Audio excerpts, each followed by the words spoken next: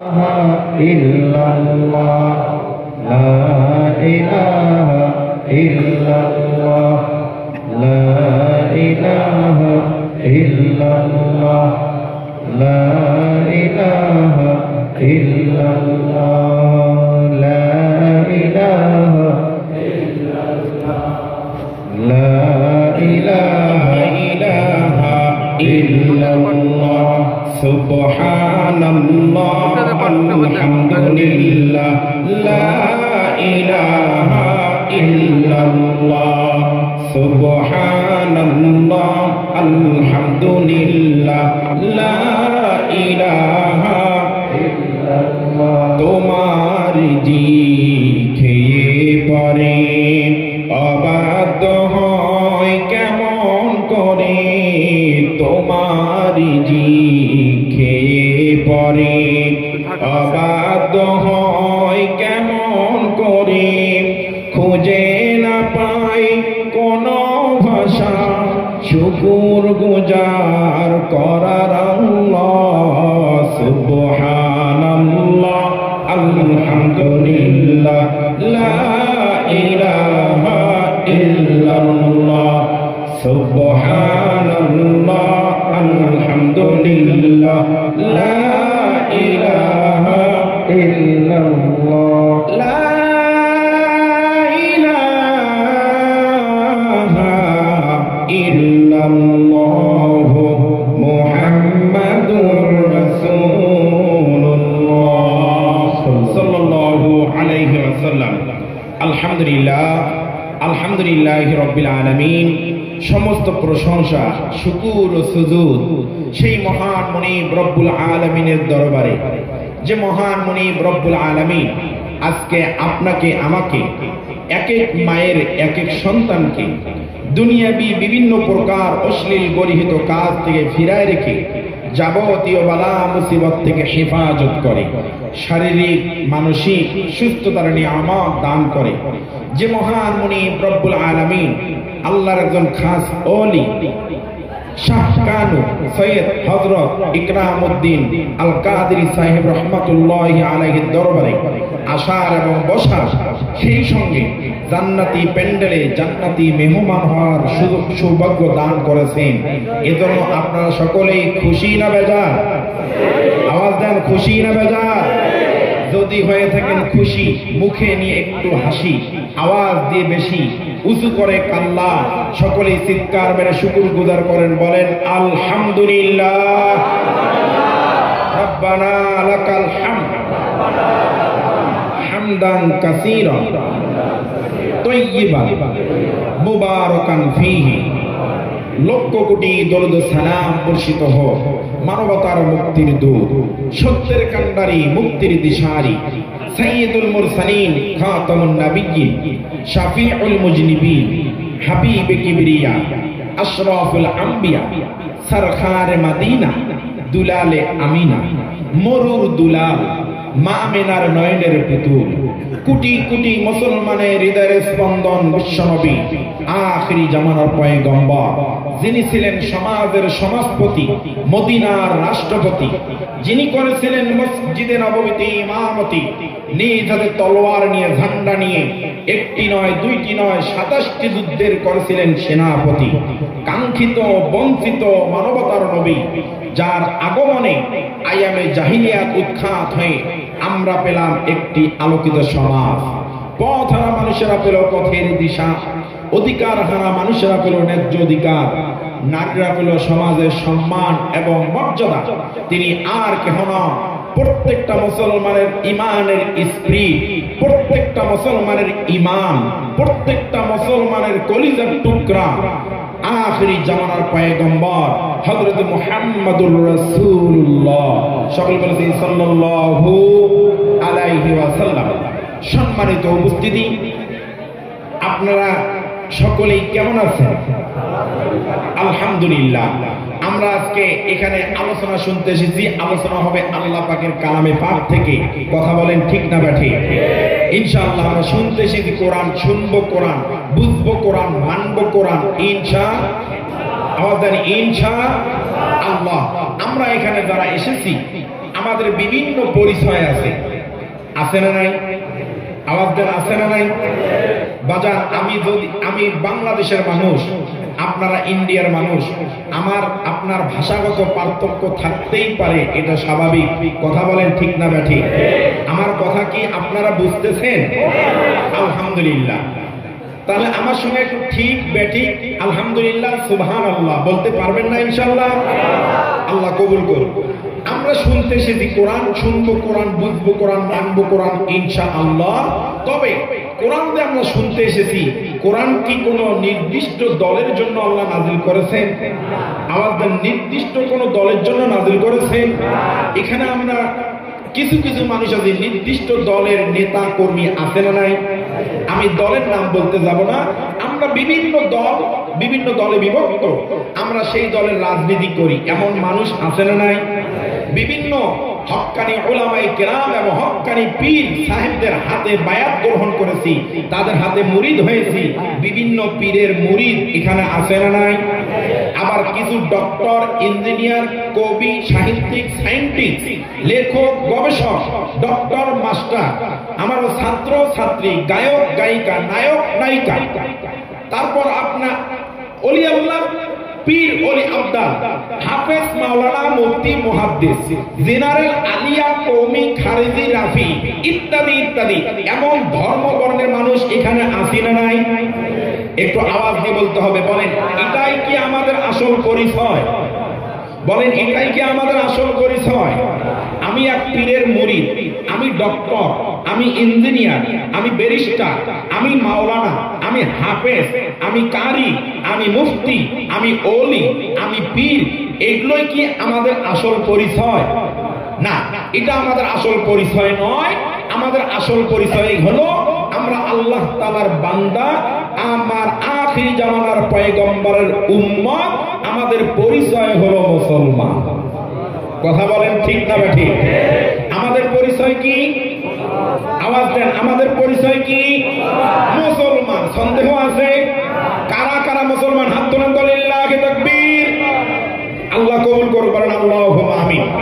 আমাদের পরিচয় হলো আমরা মুসলমান। তাহলে শুনতে এসেছি আল্লাহর কোরআন, তাহলে শুনবো কোরআন, বুঝবো কোরআন, মানবো কোরআন ইনশাআল্লাহ। ইনশাআল্লাহ কবুল করুন, বলেন আল্লাহুম্মা আমিন। আমি অধম গুনাহগার, আল্লাহ পাকের কালামে পাক থেকে যতক্ষণ আলোচনা করব আপনারা একটু ধৈর্য সহকারে বসে শুনতে পারবেন তো ইনশাআল্লাহ? পারবেন তো ইনশাআল্লাহ? আল্লাহ কবুল করুন, বলেন আল্লাহুম্মা আমিন। সম্মানিত উপস্থিতি, আমরা আল্লাহ পাকের কালামে পাক থেকে আলোচনা করব, আলোচনা শুনবো। আমাদের পরিচয় বের করলাম, আমরা আল্লাহর বান্দা, নবীর উম্মত, আমাদের পরিচয় হলো মুসলমান। এখন আমাদের পরিচয় শেষ। এখন আমরা যে কোরআন থেকে আলোচনা শুনতে এসেছি, যে আল্লাহর ওলির মাজারে এসেছি, এখান থেকে আজকে আলোচনা শুনবো ইনশাআল্লাহ। এই কোরআনের পরিচয় আমরা বের করব। এখন কোরআনের সঙ্গে পরিচিত হয়ে নেই। এখন আপনার আমার এলাকায় যদি কোনো মানুষ আসে, অপরিচিত লোক, আপনি আমি তাকে জিজ্ঞেস করি, ভাইজান আপনার বাসা কোথায়, আপনার গ্রাম কোথায়, আপনার নাম কি, কোথায় এসেছেন, কার কাছে এসেছেন, কেন এসেছেন, কোথায় যাবেন, কি করেন, এরকম করে বায়োডাটা তথা তার সম্পর্কে আমরা পরিচিত হওয়ার জন্য তার সম্পর্কে আমরা এগুলো জিজ্ঞেস করি কি করি না? করি। তাহলে আপনি আমি একজন মানুষের সঙ্গে পরিচিত হওয়ার জন্য তার নাম কি, তার বাসা কোথায়, তার দেশ কোথায়, তার ঠিকানা কোথায়, তার বাবার নাম কি, তার মায়ের নাম কি, এলাকার নাম কি, তার নাম কি, কোথায় যাবে, কেন এসেছেন, এগুলো আপনি আমি জিজ্ঞেস করে থাকি। এখন আপনার আমার সংবিধান হিসেবে আমার আল্লাহ তাআলা যে কোরআনুল কারীম খানা দিলেন, এটা কেন আসলো, আসার পিছনে কারণটা কি, কে পাঠাইলো, কেন পাঠাইলো, কার উপর পাঠাইলো, কবে পাঠাইলো, কোন মাসে পাঠাইলো, এটা মানলে হবে কি, না মানলে হবে কি, এটা মানলে উপকার কি, না মানলে ক্ষতি কি, এটা মানতে হলে কিভাবে মানবো, এটা কোরআন থেকে পরিচয় নেওয়ার দরকার আছে না নাই? সকলে আওয়াজ দিয়ে বলেন আছে না নাই? আসেন আল্লাহ পাকের কালামে পাক থেকে আল্লাহ পাকের কোরআনুল কারীমের একটু পরিচয় সংক্ষিপ্তভাবে জেনেই আমরা মূল আলোচনায় চলে যাব। আমি আশা রাখি, যদিও সুদূর বাংলাদেশ থেকে এসেছি, আপনাদের মাঝে আমি যদি আলোচনা করি ইনশাআল্লাহ আপনাদের ভালো লাগবে। আমি আশা করি আজকের আলোচনা যদি শুনেন বুঝতে পারবেন যে মনে হয় এই আলোচনা অনেক আলেম ওলামার মুখ থেকে আপনারা শোনেন নাই, হয়তো নতুন আলোচনা শুনতেছেন এমন লাগবে ইনশাআল্লাহ। আমার বন্ধুগণ ভালো করে কান লাগা শুনেন, আল্লাহ রাব্বুল আলামিন তার মহা পবিত্র এই গ্রন্থ আল কুরআনুল কারীমের ভিতরে সুন্দর করে তামাম দুনিয়াবাসীর মানুষদের উদ্দেশ্যে জানিয়ে দেন, বান্দারে এই কুরআনুল কারীম কানা বান্দা তোমার জন্য নাযিল করেছি। কেন নাযিল করেছি, কিসের জন্য নাযিল করলাম? বান্দারে এই কোরআন মানলে হবে কি, না মানলে হবে কি? কোরআন মানলে উপকার না অপকার? বান্দা কিভাবে মানবা, কেমনে মানবা? ও বান্দারে এই কুরআনুল কারীম তোমার জন্য নাযিল করলাম। কবে নাযিল করেছি, কোন মাসে নাযিল করেছি? এই সমস্ত পরিচয় পাওয়ার জন্য যদি আমি আল্লাহ পাকের কালামকে প্রশ্ন করো, কুরআনুল কারীমকে প্রশ্ন করো, আল্লাহর কোরআন এমন একটা বাস্তব মুজিজা, আপনার সকল প্রশ্নের উত্তর সঙ্গে সঙ্গে দিয়ে দিবেন। ধরে বলেন সুবহানাল্লাহ।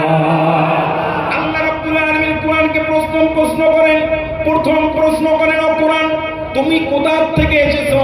কে তোমাকে নাযিল করেছে? কে তোমাকে পৃথিবীর জমিনে পাঠিয়েছে? আল্লাহর কোরআনকে যখন প্রশ্ন করবেন, আল্লাহর কোরআন সঙ্গে সঙ্গে আপনার উত্তর দিচ্ছেন, তানজিলাম মিম্মান খালাকাল আরদা ওয়াস সামাওয়াতিল উলা। আল্লাহর কোরআন বলবে, বান্দারে সেই মহান রব্বুল আলামিন আমাকে নাযিল করেছেন মিম্মান খালাকাস সামাওয়াতি ওয়াল আরদ, যেই মহান রব্বুল আলামিন আসমান জমিনের স্রষ্টা। জোরে বলেন সুবহানাল্লাহ। এখন যদি কোরআনকে প্রশ্ন করেন, কোরআন আল্লাহর পক্ষ থেকে এসেছে, বুঝলাম তোমার বাড়ি কোথায়, তোমার ঠিকানা কোথায়, তুমি কোথায় এতদিন বসবাস করেছো, কোথায় তুমি ছিলে? আল্লাহর কোরআনকে যখন প্রশ্ন করবেন, আল্লাহর কোরআন উত্তর দিচ্ছেন, বাল হুয়া কুরআনুম মাজিদ ফি লাওহিম মাহফুজ।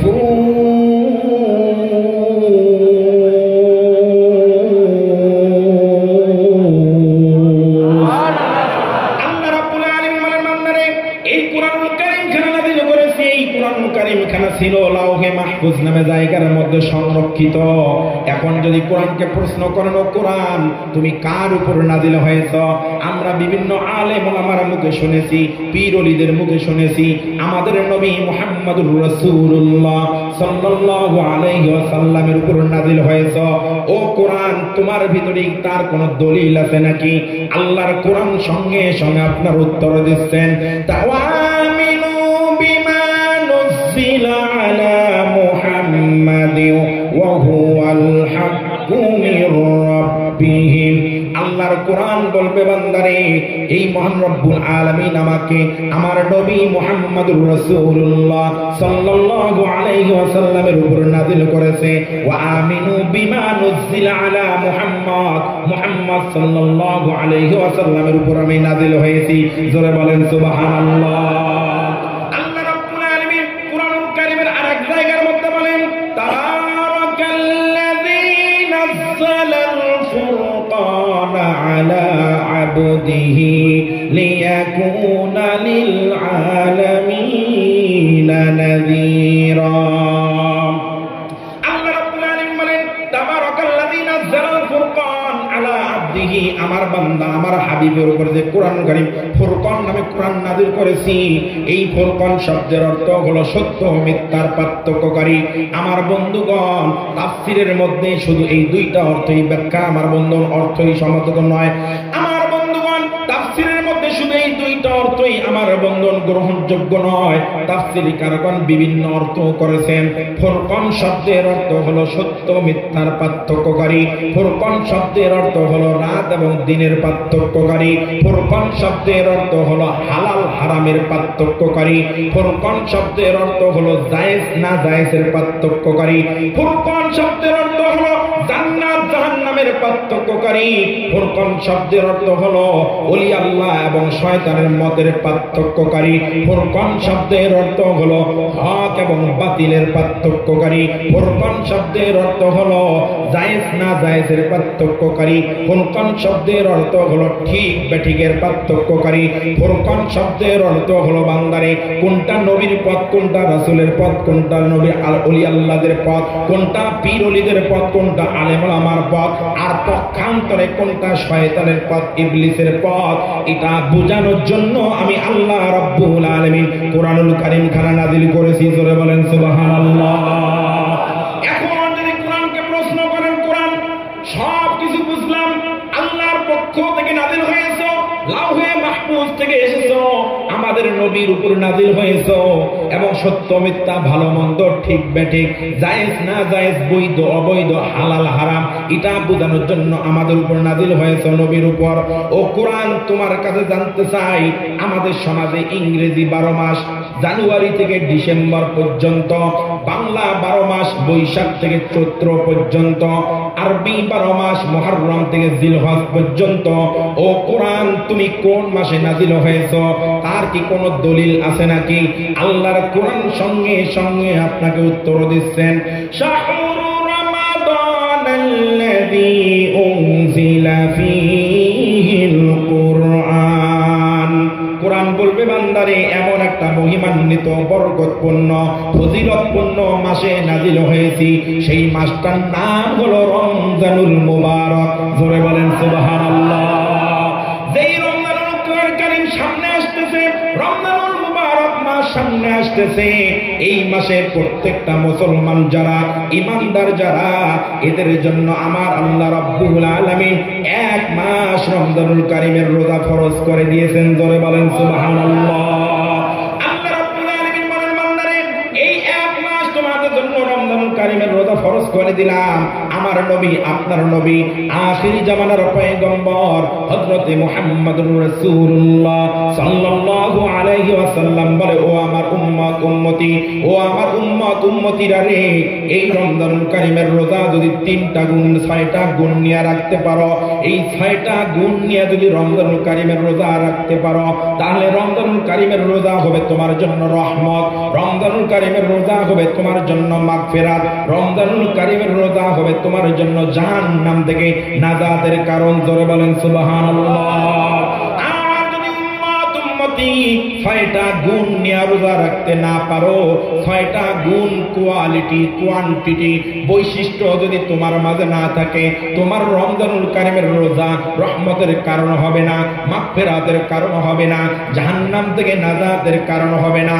আমার বন্ধুগণ, যদি সময় থাকে ইনশাআল্লাহ কি কি সেই 6টা গুণ আমি ইনশাআল্লাহ বলার চেষ্টা করব। আমাকে সামনে আগাতে হবে। আল্লাহর কোরআনকে প্রশ্ন করলেন, কোন মাসে নাযিল হয়েছে? আল্লাহর কোরআন আপনাকে জবাব দিল, রমজানুল কারীমে নাযিল হয়েছি। এখন যদি আবার কোরআনকে প্রশ্ন করেন, কোরআন তুমি দিনের বেলা নাযিল হয়েছো না রাত্রি বেলা নাযিল হয়েছো? রাত্রি বেলা নাযিল হইলে কোন রজনীতে নাযিল হয়েছো? আল্লাহর কোরআনকে যখন প্রশ্ন করবেন, আল্লাহর কোরআন আপনার উত্তর দিচ্ছেন, ইন্না আনজালনাহু ফী লাইলাতিল কদর। আল্লাহর কোরআন জবাব দিচ্ছে, বান্দারে এমন একটা বরকতপূর্ণ ফজিলতপূর্ণ রাত্রিতে নাযিল হয়েছি, যেই রাত্রিটার নাম হলো লাইলাতুল কদরের রাত্রি। জোরে বলেন সুবহানাল্লাহ। এখন যদি আবার কোরআনকে প্রশ্ন করেন, কোরআন তুমি কেন নাযিল হয়েছো? নাযিল হওয়ার পিছনে কারণটা কি, লক্ষ্য এবং উদ্দেশ্যটা কি? তুমি তো নাযিল না হলেও পারতে, তুমি তো আমাদের কাছে না আসলেও পারতে, তুমি আসার পিছনে কারণটা কি? আমার নবীর উপর নাযিল হওয়ার কারণটা কি? আল্লাহর কোরআনকে যখন প্রশ্ন করবেন, আল্লাহর কোরআন আপনাকে উত্তর দিচ্ছেন, কিতাবুন আনজালনাহু ইলাইকা লিতুখরিজান নাসা মিনায-যুলুমাতি ইলান-নূর। আল্লাহর কোরআন বলবে, বান্দারে এই জন্য আমার নবীর উপর নাযিল নাযিল হয়েছি ইলাইকা লিতুখরিজান নাসা মিনাজ যুলুমাতি ইলান নূর, মানুষদেরকে অন্ধকার পথ থেকে বের করে আলোর পথে নিয়ে আসার জন্য, মানুষদেরকে জাহান্নামের পথ থেকে টান দিয়ে জান্নাতের পথে আনার জন্য, মানুষদেরকে শয়তানি পথ থেকে শয়তানি মত থেকে ফিরিয়ে এনে ওলি আল্লাহদের পথে আনার জন্য, পীর ওলিদের পথে আনার জন্য, নবী রাসূলের পথে আনার জন্য। এক কথায় বান্দা, তোমাকে অন্যায় কাজ থেকে বিরত রেখে তোমাকে জাহান্নাম থেকে মুক্তি দিয়ে জান্নাতি মেহমান বানানোর জন্য আমি আল্লাহর কোরআন নাযিল হয়েছি। জোরে বলেন সুবহানাল্লাহ। এখন কোরআন সঙ্গে সঙ্গে আপনাকে উত্তর দিচ্ছে, ফামান তাবিআ হুদায়া ফালা খাউফুন আলাইহিম ওয়ালা হুম ইয়াহজানুন।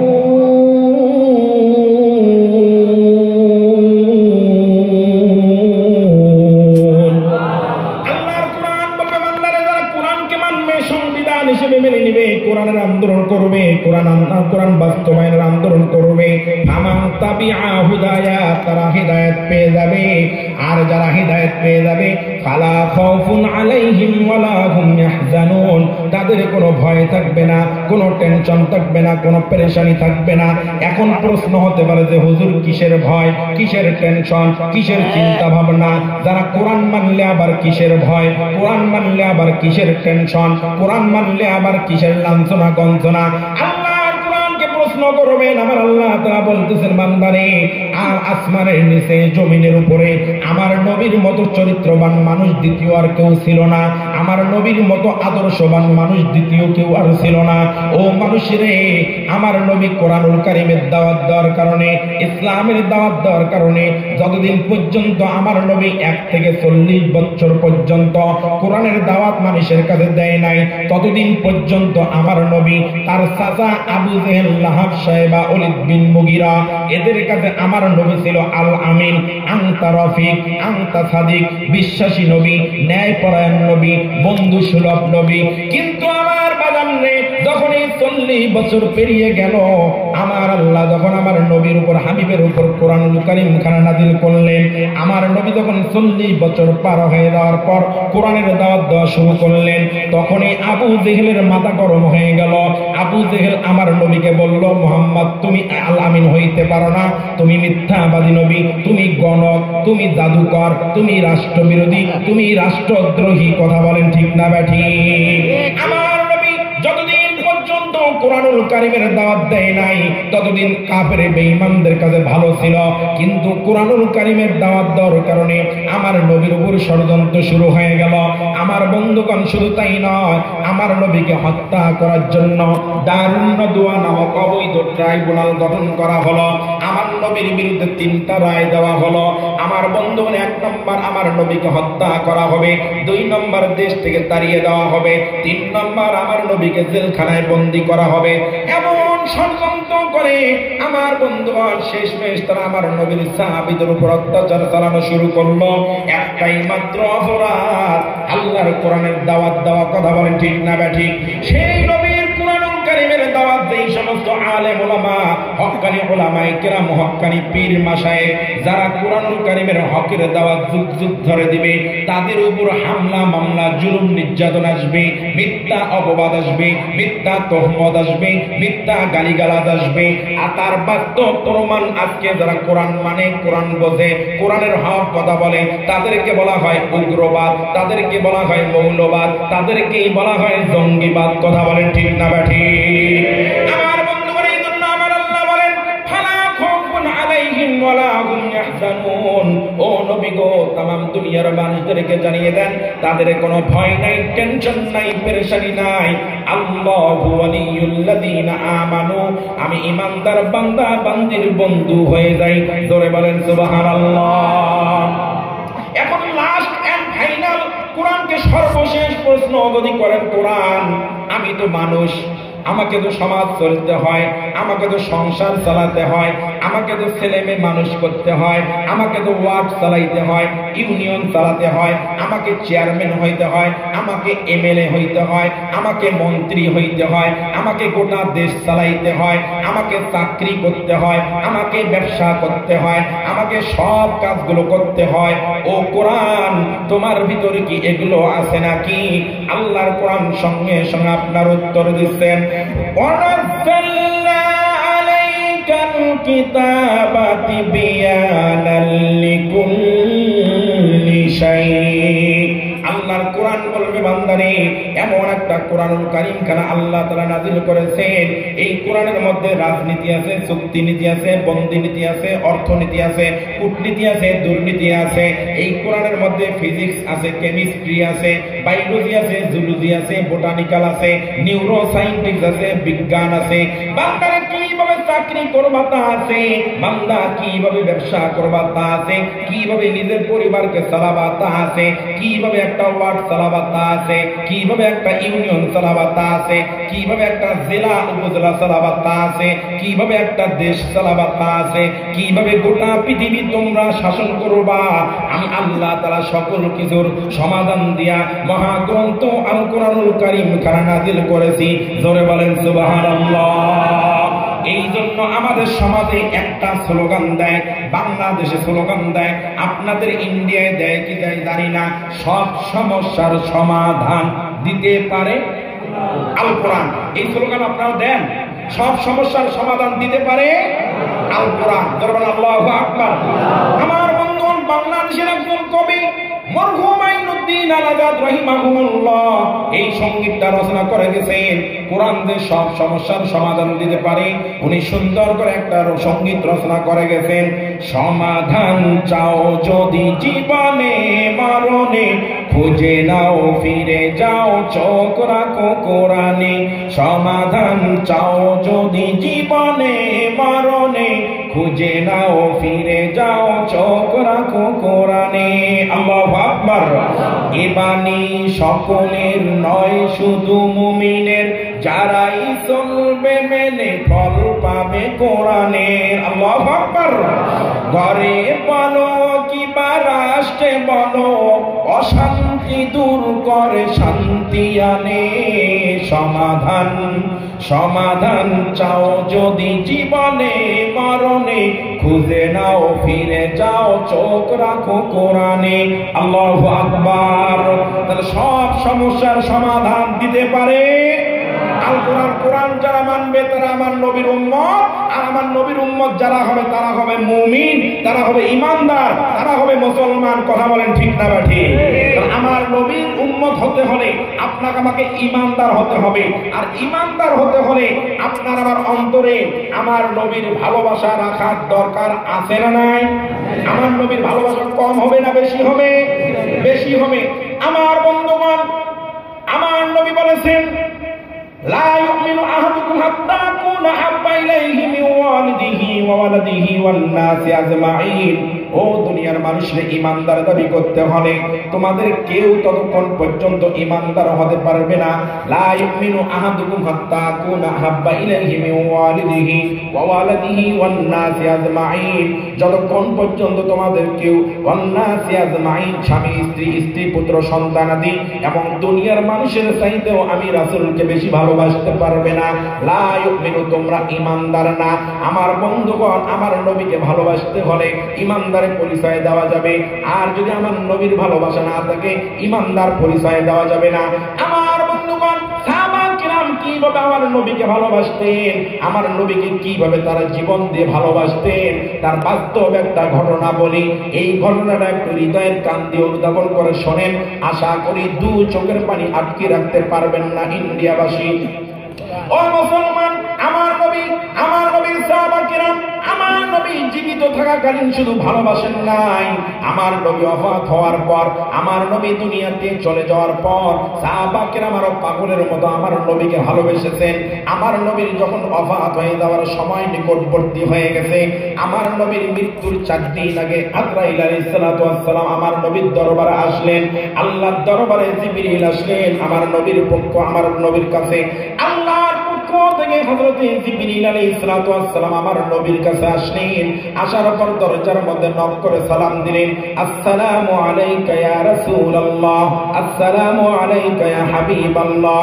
আল্লাহর নবীর কাছে হযরতে জিবরিল আলাইহিস সালাতু ওয়াস সালাম আল্লাহর নবীর একজন সাহাবী হযরতে দাহিয়াতুল কলবের চেহারা ধারণ করে, মানুষের আকৃতি ধারণ করে আজরাইলের আবেদন জিবরিলের প্রবেশ হয়েছে। আমার নবী বুঝতে পারলেন জিবরিল আলাইহিস সালাতু ওয়াস সালাম এসেছেন। তার প্রাণের প্রিয়তমা স্ত্রী হযরতে আয়েশা সিদ্দিকা রাদিয়াল্লাহু তাআলা আনহাকে ডাক দিয়ে বলেন, বিবি রে, ও বিবি, আল্লাহর পক্ষ থেকে পয়গাম এসেছে, হযরতে জিবরিল এসেছে, তুমি একটু ঘরের মধ্যে চলে যাও। আল্লাহর নবীর বিবি আয়েশা সিদ্দিকা রাদিয়াল্লাহু তাআলা আনহা ঘরের মধ্যে চলে গেলেন। আল্লাহর নবীর কাছে হযরতে জিবরিল ডাক দিয়ে বলে, ইয়া রাসূলুল্লাহ, ইয়া হাবিবাল্লাহ, আমার আল্লাহ তাআলা যদিও সব কিছু জানেন, তারপরও আপনার মুখে শুনতে ভালোবাসেন। আল্লাহু আকবার। আপনার কাছে জানতে চেয়েছেন নবী আপনি এখন কেমন আছেন, জোরে বলেন আল্লাহু আকবার। আমার নবী ডাক দিয়ে বলে, আলহামদুলিল্লাহ আমি ভালো আছি, তবে জিবরাইল আমার শারীরিকভাবে একটু অসুস্থ। আমার নবী শিক্ষা দিয়ে গেলেন, রে মুসলমান, অসুস্থ অবস্থায় থাকলেও তোমাকে বলতে হবে আলহামদুলিল্লাহ। কিন্তু আমাদের সমাজে কিছু মুসলমান আছে, যদি বিপদে পড়ে, অসুস্থতায় পড়ে, কেউ যদি তাকে জিজ্ঞেস করে ভাই কেমন আছেন, বলে ভালো নাই। বলেন বলেন বলে ভালো নাই। কেন, কি হয়েছে, এই সেই, এই অসুস্থতা, ব্যস্ততা, বিভিন্ন টেনশনের কথা বলে। অথচ আমার নবী এত অসুস্থতা বোধ করতেছেন, তারপর বললেন জিবরিল আলহামদুলিল্লাহ ভালো আছি, তবে শারীরিকভাবে একটু অসুস্থ। আমার আল্লাহ তাআলাকে ভালো, আমার আর ভালো লাগে না। হযরতে জিবরিল আলাইহিস সালাতু ওয়াস সালাম আল্লাহর দরবারে ফিরে গেলেন। দ্বিতীয় দিন আবার আসলেন। আসার পর সালাম দিয়ে বলতেছেন, ইয়া রাসূলুল্লাহ, আজকে আপনার শরীরের কি অবস্থা? আমার নবী বললেন আলহামদুলিল্লাহ, তবে গতকালের চাইতে আজকে আমি একটু বেশি অসুস্থ। আল্লাহু আকবার। আমার নবীর সাহাবী আমার নবীর কাছ থেকে হযরতে জিবরিল আলাইহিস সালাতু ওয়াস সালাম আবার আল্লাহর দরবারে চলে গেলেন। তৃতীয় দিন আবার আসলেন। তার মানে প্রথম দিন এসেছেন শুক্রবার, দ্বিতীয় দিন এসেছেন শনিবার, তৃতীয় দিন এসেছেন রবিবার। তৃতীয় দিন এসে বলেন, ইয়া রাসূলুল্লাহ, আপনার শরীরের উন্নতি না অবনতি? আমার নবী ডাক দিয়ে বলে, জিবরাইল নে, আমার আলহামদুলিল্লাহ ভালো আছি, তবে দ্বিতীয় দিনের চাইতে আমি আজকে একটু বেশি অসুস্থ। আল্লাহু আকবার। আমার নবী ডাক দিয়ে বলে, জিবরাইল, আমি আজকে 3 দিন থেকে অসুস্থ, আজকে আমার অসুস্থতা একটু বেড়ে গেছে। আল্লাহর দরবারে গিয়ে বলো, যদিও আমার আল্লাহ তাআলা ভালো জানে, কিন্তু আমার মুখে শুনতে ভালোবাসে। জিবরিল গিয়ে আমার আল্লাহর দরবারে বললেন। চতুর্থ দিন হযরতে জিবরিল একা আসেন নাই। তাফসীরে মারিফুল কোরআনের মধ্যে ঘটনা উল্লেখ করা হয়, আমার বন্ধু হযরতে জিবরিল আলাইহিস সালাতু ওয়াস সালাম সাথে করে মালাকুল মউত নিয়ে আমার নবীর দরবারে এসেছেন। আমার নবী বুঝতে পেরেছেন, ডাক দিয়ে বলেন, জিবরাইল ভাই, তোমার সাথে যে এসেছে সেটা নিশ্চয় মালাকুল মউত। আল্লাহু আকবার। আমার নবী ডাক দিয়ে বলে, জিবরাইল, আল্লাহর পক্ষ থেকে কি এসএমএস, কি আমার কাছে বার্তা আছে, বলো বলো বলো। আমার নবীর কথা শোনার সঙ্গে সঙ্গে জিবরিল বলেন, ইয়া রাসূলুল্লাহ, ইয়া হাবিবাল্লাহ, আল্লাহর পক্ষ থেকে বার্তা হলো, সাথে করে মালাকুল মউত নিয়ে এসেছি। ইয়া রাসূলুল্লাহ, পৃথিবীর শুরু থেকে আজ পর্যন্ত কারো জান কবজ করার জন্য অনুমতি নেওয়া হয় নাই। ইয়া রাসূলুল্লাহ, আপনার কাছে অনুমতি দিতে বলা হয়েছে, আপনি যদি অনুমতি দেন তাহলে আপনার জানটা কবজ করা হবে, আর যদি আপনি অনুমতি না দেন, যতদিন ইচ্ছা আপনি আপনার উম্মতের মাঝে বেঁচে থাকতে পারবেন। জোরে বলেন সুবহানাল্লাহ। আমার আল্লাহ তাআলা ডাক দিয়ে বলেন, জিবরাইল, আমার নবীকে বলো, বলো আমি আমার বন্ধুর দিদারের অপেক্ষায় বসে আছি। যখনই আমার নবীকে বলা হয়েছে আমার আল্লাহ তাআলা আমার হাবিবের দিদারের অপেক্ষায় আছে, তখন আমার নবী ডাক দিয়ে বলে, জিবরাইল, আর করো না দেরি, জান কবজটা করে নাও তাড়াতাড়ি। হযরতে মালাকুল মউত আমার নবীর জান কবজ করার জন্য আমার নবীর বুক মোবারক, বক্ষ মোবারকে যখন হাতখানা এমন করে রাখছে, আমার নবী ডাক দিয়ে বলে, ভাই মালাকুল মউত, তুমি আমার উপর কি উহুদ পাহাড় হয়ে গেল? শিশু বাচ্চারা মায়ের বুকের মধ্যে দুধ মুখ লাগায় না, দুধ খায় না। ছোট্ট ছোট্ট পশু পাখি প্রাণীগুলো খাদ্য খায় না, পানি খায় না। আমার নবীর একটা বাহন ছিল, উট ছিল। এই উটটার নাম হলো কসওয়া। একটু আওয়াজ দিয়ে বলুন তো নাম কি? আমার নবী যে বাহনের মধ্যে চলে ইসলামের দাওয়াত দিয়েছিলেন, মরুভূমি পাড়ি দিয়েছিলেন, এই উটটার নাম ছিল কসওয়া। আমার নবী যেদিন দুনিয়া থেকে বিদায় হয়ে গেল, সোমবারের দিন বিদায় হয়ে গেল, আমার বন্ধুগণ পশু পাখি গাছপালা তরুলতা আসমান জমিন যেন সব কিছু স্তম্ভিত হয়ে গেছে, সকলের মাঝে শোকের ছায়া বিরাজ করছে। আমার নবীর একজন পাগল সাহাবী হযরত ওমর রাদিয়াল্লাহু তাআলা আনহু ডাক দিয়ে বললেন, রে মদিনাবাসী, তোমরা শুনে রাখো, এই যে আমি ওমরের তরবারি কোষ থেকে বের করলাম, রাঙ্গা তরবারি, আমি ওমরের সামনে যদি কেউ বলো আমাদের নবী দুনিয়া থেকে বিদায় হয়ে গেছে, তাহলে আমি ওমরের তরবারি থেকে গর্দান ফিরিয়ে দিতে পারবে না। আল্লাহু আকবার।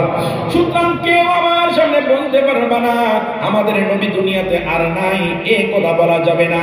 আমার নবীর সাহাবী আবু বকর ডাক দিয়ে বলে, ওমর ভাই, মাথা গরম করিও না, মাথা ঠান্ডা করো। আমার নবী যেই জায়গায় চলে গেছেন, ওই জায়গায় প্রত্যেকটা মানুষকে যাইতে হবে। আমার বন্ধুগণ ভালো করে কান লাগা শোনেন, আমার নবীর ওফাত হয়ে গেল, পশু পাখি গাছপালা তরুলতা কিছু খায় না, আহার করে না, ছোট্ট ছোট্ট বাচ্চারা মায়ের বুকের দুধ খায় না। আমার বন্ধুগণ, আমার নবীর একটা উট নাম হলো কসওয়া, এই কসওয়া পানি পর্যন্ত খায় না। আমার নবীর উটটা যখন আমার বদন আরেক মালিকে এসে আমার নবীর ওই উটকে যখন খাবার দেওয়া হয়, খাদ্য পানীয় দেওয়া হয়, তখন উট খায় না, শুধু মাথা ডালারায়। মালিক ডাক দিয়ে বলে, কেন উট কি হয়েছে, খাও না? ওই আমার নবীর উটটা দুই চোখে টপ টপ টপ টপ করে পানি ছেড়ে দিয়েছে। আমার বন্ধু, এই উটের ভাষা যদি ওই সাহাবী বুঝতো, কলিজা পেটে দুনিয়াতে বিদায় হয়ে যাইতো। আমার নবীর ওই উটটা বলতেছে রে, মনে মনে বলতেছে, রে মানুষ, ওরে নবীর সাহাবী, আমার নবী শূন্য, এই জন্য আমি কিছু খাইতে পারি না, নবী বিরহে আমি উট কান্না করতেছি। জোরে বলেন আল্লাহু আকবার। আমার নবীর সাহাবী হযরত বিলাল কিছুদিন যাওয়ার পর আমার নবী ওফাত হয়ে গেল। আমার নবীকে রাওযাতুম মিন রিয়াদিল জান্নাহর মধ্যে শুইয়ে দেওয়া হলো। আমার নবীর প্রথম স্থলাভিষিক্ত দায়িত্ব পালন করার জন্য খলিফা নিযুক্ত করা হলো। প্রথম খলিফা নিযুক্ত হলেন হযরত সাইয়্যিদিনা আবু বকর সিদ্দিক রাদিয়াল্লাহু তাআলা আনহু।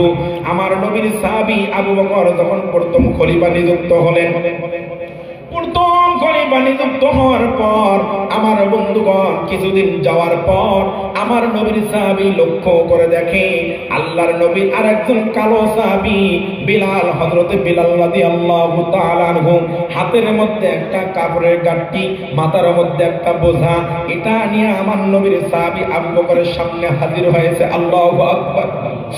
আমার নবীর সাহাবী হযরত বিলাল আবু বকর সিদ্দিক রাদিয়াল্লাহু তাআলা সামনে এসে ডাক দিয়ে বলে, আবু বকর ভাই, তোমার কাছে বিদায় চাই, আমাকে বিদায় দাও, আমার মদিনার ভালো লাগে না, আমি মদিনায় থাকতে চাই না।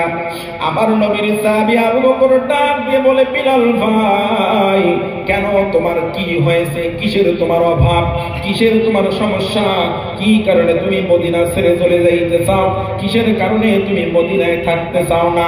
এরে বিলাল, কিসের তোমার অভাব?